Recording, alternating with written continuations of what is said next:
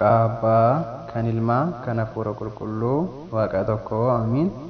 Kabajamtootaa fi jaalatamtoota maatii Waaqayyoo kan taatan hunduma keessan kan fagoo kan dhiyoo teessanii hundumti keessan sagalee isaadhaa kana walii Waaqayyoon nu barsiisaa jiru hunduma keessaniif nagaa Waaqayyoo keenya isa jiraataatiin nagaan isaan gaafadhaa. Kamoltanii kamiyyuu nageessanii Amiin. Galata Waaqayyoo jennee maqaa isaa akka galateeffannuuf qooqa keenya kan nuuf bane maqaan isaa baha madiyaatti kaabaa amma kibbatu osoo hin daangafamin teessoo isaa ari'aa irratti kan ulfaateef kan galatuun nuuf haa ta'u. Akkasumas duuka boota wareegamtoota hunduma isaanii akkaataa gofoo ulfina isaaniif kanneen Waaqayyoon akkuma isaan kabajee kadhannaa fi eegumsa isaanii yeroo hundumaa waliin haa ta'an. Egaa mata dureen keenya kan barumsaadhaa kan ta'u dubbii qulqullootaa kan jedhudha. Ifama dubbii qulqullootaa kan jedhudha. Namoonni baay'een isaaniidha. Immoo manni keenya baay'een gaafii kan itti ta'e namoonni baay'een kan itti dogongoran keessaa tokko. Dubbii qulqullootaa kana keessatti kiristaanni maaliif qulqullootaaf sagadaa waa'een qulqullootaa macaaf qulqulluu irra jira qulqullummaan hoo eenyuuf kan namaa kan jedhudha. Gaafilee kanaaf immoo deebisaa kan argannudha ta'a. Isa kana immoo jalqaba irraa yookaan immoo akka keessatti kan kaanu taate waamamuu duuka bootaa irraa yookaan kaanu taate gooftaan keenya namoota jiran keessaa Waaqayyoon addatti kan fo'atee kan waammate kun akka namatti lafaa kaa'ameetii miti. Waaqayyoon immoo isaan filatee waan ta'eef. Kun immoo Wangeela Maarqos boqonnaa 16 lakkoofsa irratti deemaatii lallabaa jedha. Akkasumas Wangeela Maatiyoos boqonnaa 10 lakkoofsa 16 irratti anoo akka hoolotaati. Yohaannis boqonnaa 16 lakkoofsa 1 jedhutti akka hin gufanne kan isiniiti. Yaada isaaniitiin akka Waaqayyotti tajaajilaa jirtan itti dhagahamaa har'aas akkasumatti gocha ajjeechaa irraa adda hin ta'inaa raawwatamaa jira. Kanumaafuu qulqullummaan maalidha? Jechi qulqullummaa jedhu jechi qulqullummaa jedhu jecha qidduus jedhu jecha giizii irraa kan dhufedha. Yookaan immoo kan argamedha. Hiikkaan isaas immoo afaan Oromoffatti yoo kan deebi'u taate galateeffate, foo'e, filate, kabaje, cimsee jechuudha. Kanammoo addaan baasnee beekuu qabna. Osoo hin hubatiin immoo gara ormatti deemuun nu hin fayyadu obboloota koo. Maaliif? Erga baratteen boodatti erga maalummaan sanii barteen boodatti immoo namni os gaafatanii deebistee bira si salphata. Osoo hin agariin akkas jechuudhaan akkas jaan jechuudhaan deemuu osoo hin ta'in akkattiin anu agarii jettee dubbachuu qabda. Kanaaf immoo gosoota qulqullummaa kan jedhaman jedhu inni tokkoffaan immoo kan amalaati. Kan amalaa kana keessatti amalaan qulqulluu kan ta'e Waaqayyoo qofaadha. Isaayyaas boqonnaa 6 lakkoofsa 3 gubbatti qulqulluu jechuudha. Yeroo hunda kan Waaqayyoo galateeffatan Suraafeelii fi Kiruubeel. Akkasumas Isaayyaas Saamu'eel tokkoffaa boqonnaa 2 lakkoofsa 2 gubbatti qulqulluu akka Waaqayyoo hin jiru jedha. Faarsaa Daawit 88 lakkoofsa 6 hanga 8 irratti Isaayyaas boqonnaa 42 lakkoofsa 8 gubbatti akkana jedha. Ani Waaqayyoodha. Maqaan koo akkanaadha. Ulfinni koo warra birootiif galata koosu bocoota bocamaniif hin kennu. Qulqullummaan akkanumatti wanta bocame yookaan wanta lama kaayyame tokko wanta kan namuudhaa miti wanta Waaqayyoon fi isaatiif addatti baasee godhateedha jechuudha. Uumamtoota keessaa jechi qulqulluu jedhu isa armaan gadiitiif ni moggaafama. Jalqaba irratti qulqullummaan iddoo lamatti addaan ba'a. Inni tokkoffaan immoo kan kennaa Waaqayyoon kennuudha. Yookaan immoo kan akkeenyaatis jira. Kan akkeenyaadha immoo kan Waaqayyoon matuma isaatiin qulqullootee jirudha. Inni lammaffaan immoo kan Waaqayyoon kennuudha. Uumamtootaaf kan inni kennu. Yookaan immoo ergamoota qulqullootaaf, iddoowwan qulqullootaaf, guyyoota qulqullootaaf, meeshaalee qulqullootaaf, namoota qulqullootaaf. Kun immoo kan Waaqayyoon kennuudha. Kan kennaa jedhama. Qulqullummaa kenna. Waaqayyoon immoo mataa isaatiin qulqulluudha. Kun immoo kan akkeenyaa jedhama. Walumaa galatti qulqullummaan kennaa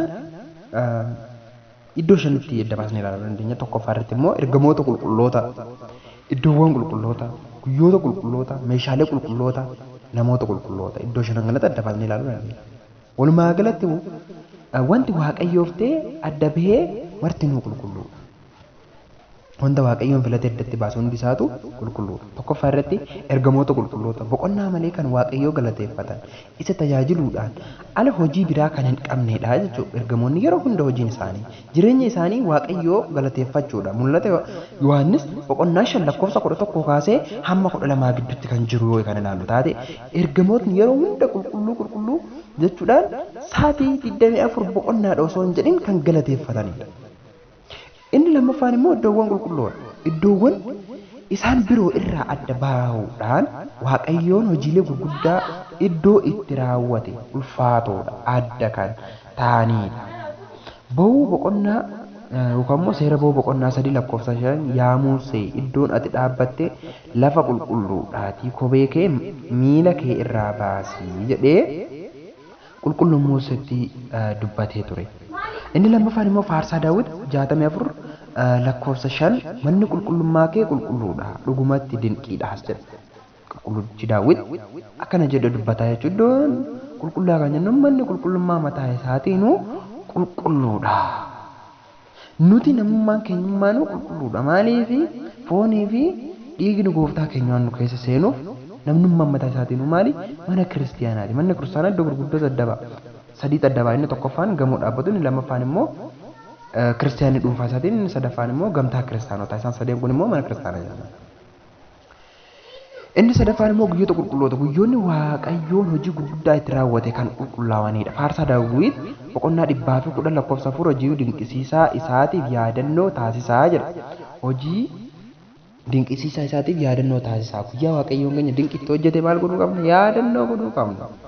Garummoonni shakkitoota immoo hojii garaagaraa yeroo dubbatan dhageenya. Isaan kana immoo wanta macaafa qulqulluu keessa jiru qabatanii deemuu qabdan malee wanta uummanni gamasii gamanaa akkana gabaloo akkas dhimma abaluutii dhiistanii dhimma macaafa qulqulluu qofaan deemudha. Seera uumamaa boqonnaa 2:2-3 keessatti waaqayyoon guyyaa isaa torbaffaa eebbisee qulqulleesse. Kanaafuu guyyoonni waaqayyoon hojii dinqii itti raawwate guyyoota qulqullootaadha. Jira guyyaan qulqulluudha. Fakkeenyaaf sanbatni qulqulluudha. Waaqayyoon eebbise. Kanaafuu kabajamuu qaba. Qaaliiwwan kurnan waaqayyoon tulluu Siinaa irratti Museedhaaf kan keessaa inni tokko maali? Sanbata kabajiidha. Guyyaa waaqayyoon dinqii itti raawwate. Inni kaan immoo meeshaalee qulqulloota. Meeshaalee mana qulqullummaa keessatti tajaajila kennan martinuu qulqullootaadha. Meerooniidhaan erga kabajamaniin booda tajaajila irra oolu. Seera ba'uu boqonnaa 40:6-10 meeshaalee mara ni diddiba. Teessoo asirrichaas ni diddiba. Teessoo aarsichaas qulqulloota ta'a. Yeroo meeroon hin dibame booda wanti sun qulqulluu jedhama. Osoo meeroon hin dibame meeshaa tokko fuunee mana qulqullummaa keessa galchinee qulqulluudha jechuu hin dandeenyu. Jalqaba meeshaa tokko mana amantaa keessatti tajaajilamuudhaaf duratti maal godhuufi qabna?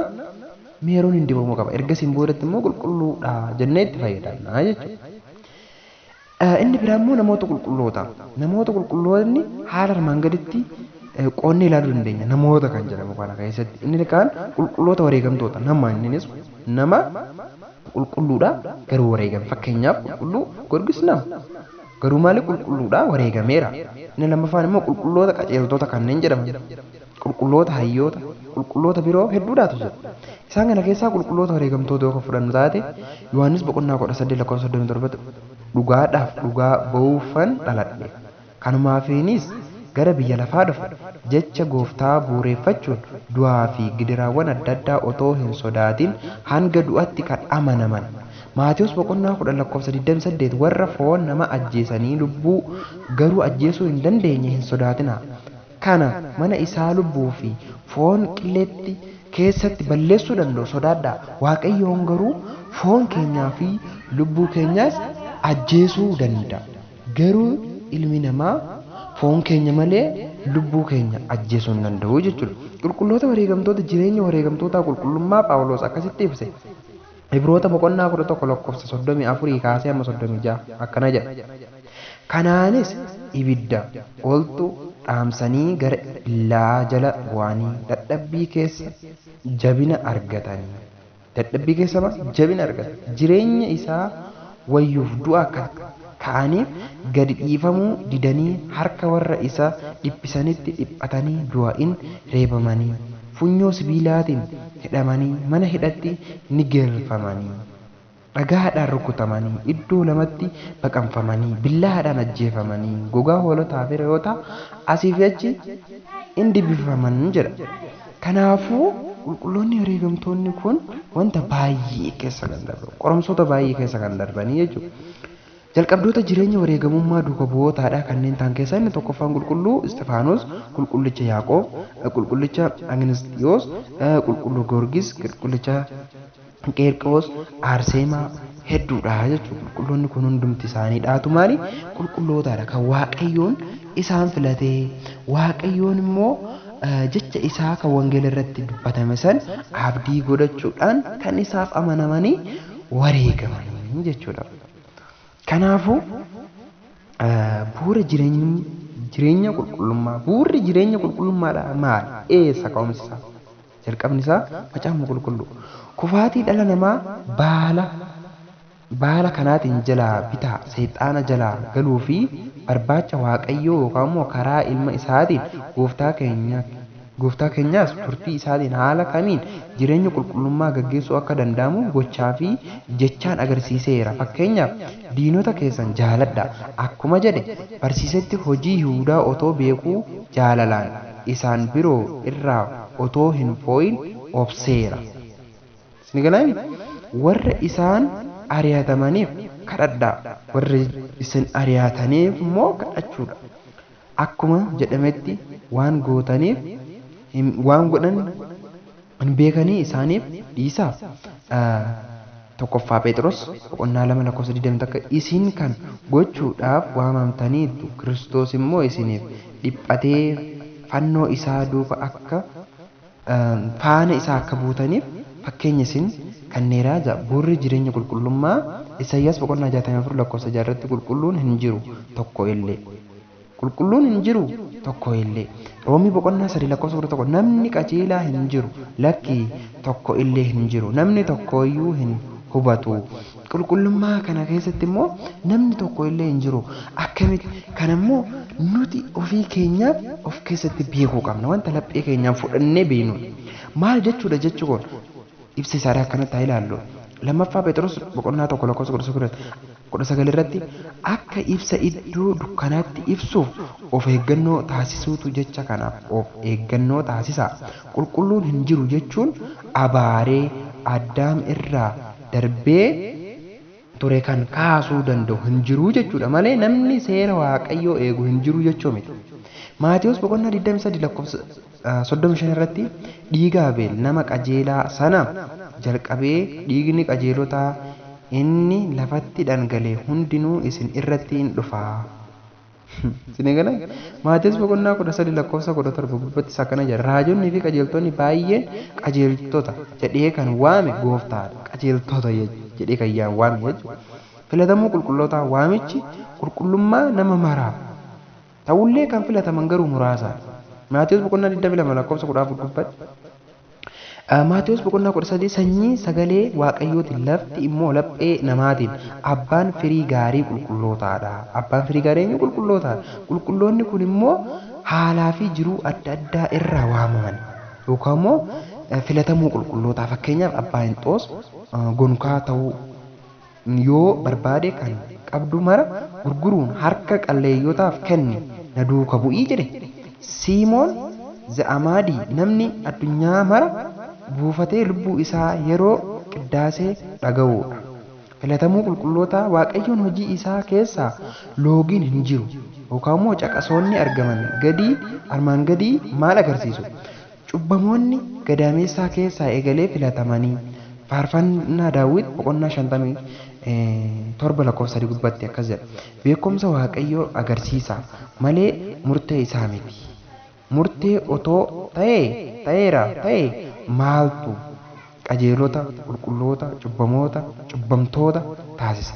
Waamichi hundaaf filatamuun garuu mirga walabaa fayyadamuu irratti kan hundaa'udha. Kanneen akka humnaatti hundaaf kennameera. Isaatti fayyadamuutu qulqulluu nama taasisa. Kanumaatu gargar nama taasisa. Filatamuu qulqullootaa kana keessatti ogeessi tokko dhukkubsataa qoratee fayyuu akka hin dandeenye himuu isaatiin ajjeesee akkuma hin jedhamnetti Waaqayyoos Yaaqoob jaaladhe Isaawoo jibbe jechuun isa wal fakkaatan jibbuun amala Waaqayyoo wal hin simatu. Seera uumamaa boqonnaa tokko lakkoofsa 32 gubbatti ilaaluu dandeenya. Fakkeenyaaf qulqulloota kan jedhaman warra maal raawwatanidha. Kan qaban hundi dhiisanii waaqa isaaniif faana kan bu'anidha. Nuti hunduma dhiisnee si faana buune kanaafis maal argan?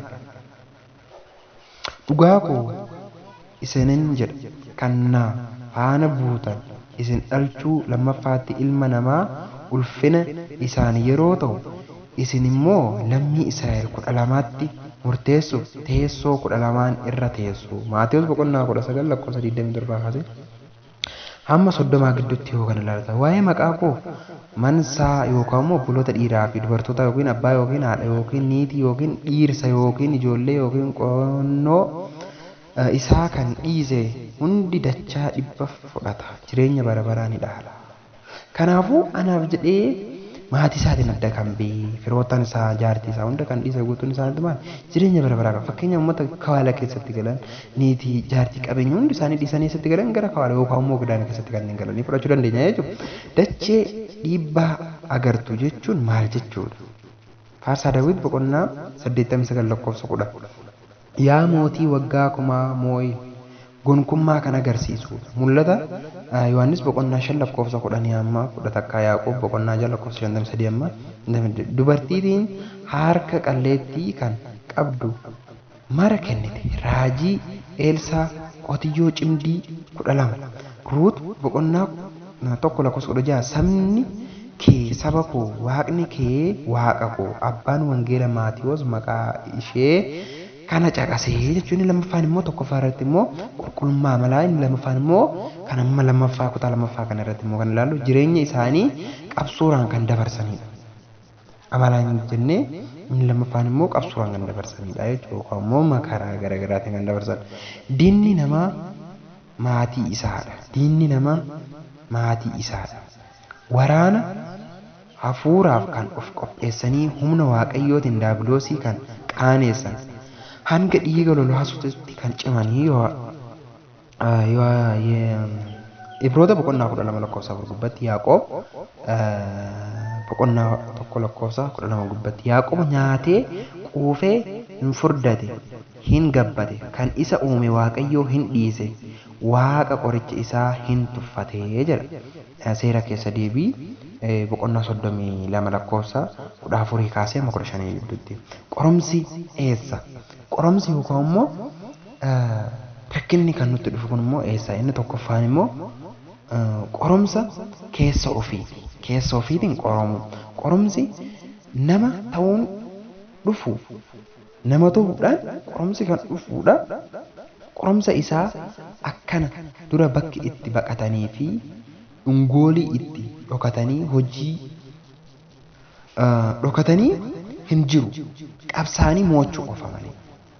Foon hafuuraa irratti hafuurris foon irratti hawwa. Isaan kun walii isaanii mormu. Kanaafuu kan jaalatan raawwachuu hin dandeessan. Galaatiyaa boqonnaa 5 lakkoofsa 10. Namni tokko jireenya foonummaa yookaan immoo jireenya lubbuu isaa jala deemuu danda'a. Kanaafuu kan moo'ates fudhachuu danda'a. Kanaafuu Waaqayyoon immoo inni lubbuudhaan mo'atee akkana fudhatu Waaqayyoon fedhaa eeyyama isaadhaan ufaa ta'u. Inni lammaffaan immoo qoromsa diddaa yookaan immoo kan alaa nutti dhufu. Maatiidhaan, hiriyaadhaan, firaanii fi kan kana fakkaatan.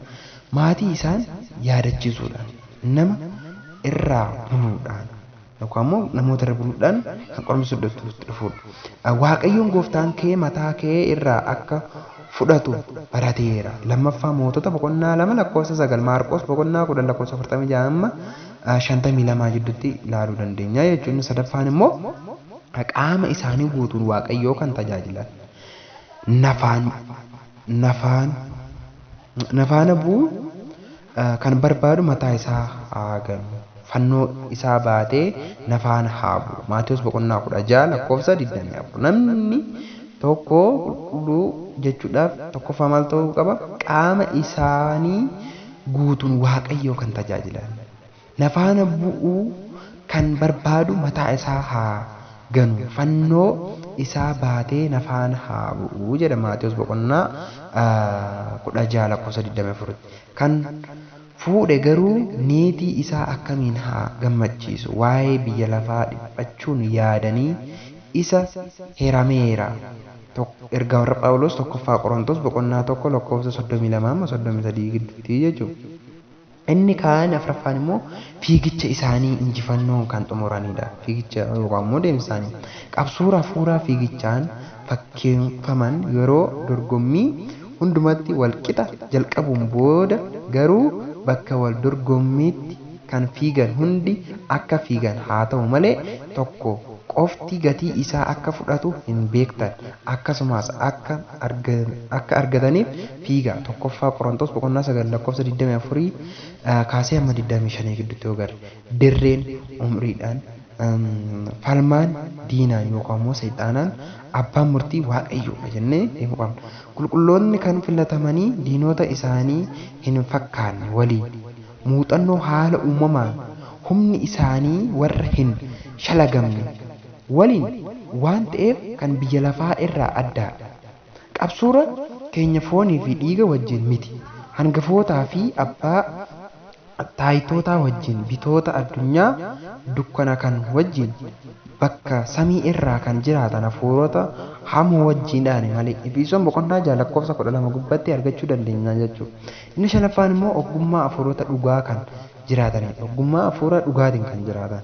Eegaa akka boofaa, gamna akka guugee, garraamii Maatewos boqonnaa 10:6 gubbaatti ilaaluu dandeenya jechuudha. Maaliif boofni haxxeedha, guugeenis immoo garraamiidha jechuudha. Maaliif yeroo baay'ee samiirra kan baraarudha. Jireenyi ishii namatti kan madaqu barbaadudha jechuudha. Namni ishii barbaadu osoo hin ta'iin ishiin kan nama barbaadu. Yeroo baay'ee manni ishii ijaarratu mana namaa gubbaatti ilaaluu dandeenya jechuudha. Iddoo nuti jirutti maaliif kan jedhuuf immoo seexaanni ergamaa ifaa of fakkeessuuf mataa isaanii jijjiira. Lammaffaa Qorontos boqonnaa 11:14 akkuma boofni haxxummaadhaan heewaanin gowwoomse yaadanii hinaaffaa fi qulqullina jijjiiramee Kiristoosiif ta'uu isaa akka hin jiraanne jedheen sodaadhaa jedha. Lammaffaa Qorontos boqonnaa 11:13 gubbaatti yoo ilaalle seexaanni abbaa sobaa waan ta'eef soba addaa kalaquun ni dogoggorsa. Yohaannis boqonnaa 8:4 gubbaatti bakka qajeelatti cubbuun akka jiru niin argee jedha. Dogoggora eenyutu hubata? Cubbuu koo dhokataa irraa na qulleessii faarsaa Daawit boqonnaa 18:12 gubbaatti ni argannaa jechuudha. Isa kanaadha. Har'aaf immoo asumarratti kan nuuf ga'u ta'a.